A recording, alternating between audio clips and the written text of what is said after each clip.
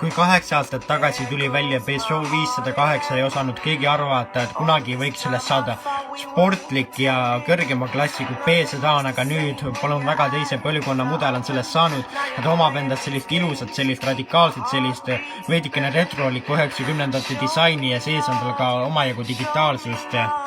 Nii et täiesti teine klass võrreldes eelmise mudeliga ja nendel enam palju ühist ei ole. Tal on siis olemas enda vajaduse järgi seadistatav head-up display ja 10-tolline puutetundlik HD ekraan ja mitme punkti massaaži funktsiooniga esiistmed.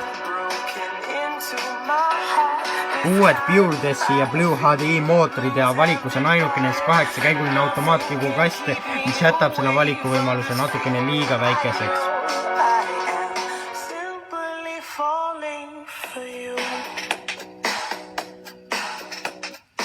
Ja sees on olemas siis sellist omajagu digitaalsust, kui ka kliimanupud on ikkagi nuppudest lülitatavad ja ka materjalid on seal väga sellised head ja väga ilusti on ta tehtud ja selline Peugeot'le omalik. Ja seadistatav roolisüsteem ja aktiivvedrustus on tal siis veel. Ja siis on veel infrapunakaamera auto esiosas, mis siis tuvastab ära siis loomad või inimesed pimedas olles ja tänu Night Vision tehnoloogiale on siis neid palju lihtsam siis näha ja õigeaegselt siis piduripedaali vajutada.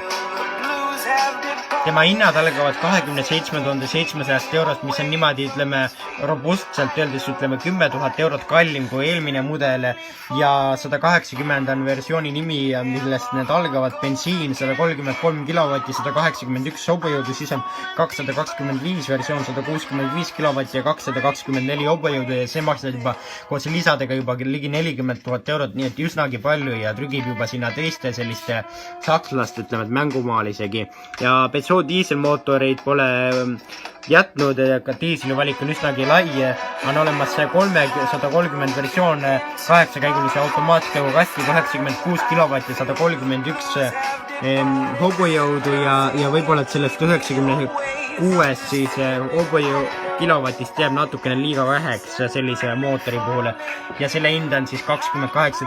800 eurot ja 160 versioon on siis veel olemas 120 kW ehk 163 hobujõudu ja kõige tagatipuks siis veel 180 versioon 130 kW ehk 177 hobujõudu ja selle G-Line'i versioon maksab siis juba koos lisadega üle 43 000 euro, nii et üpriski palju ja need inimesed, kes otsivad endale sellist elegantset ruumikat peresedaani, pole enam mõtet eriti vist Peugeot poole vaadata ja sedapuhku siis jälle Avensis kassa järjekord jällegi suureneb, kuid need inimesed, kes just otsivadki endale sellist elegantset sellist sedaani ja kelle jaoks on, ütleme, Mercedes CLA natukene liiga väike ja võib-olla liiga kallis, on selline ilus ja elegantne Peugeot kindlasti õige valik. Meie kohtume teiega juba järgmisel nädalal.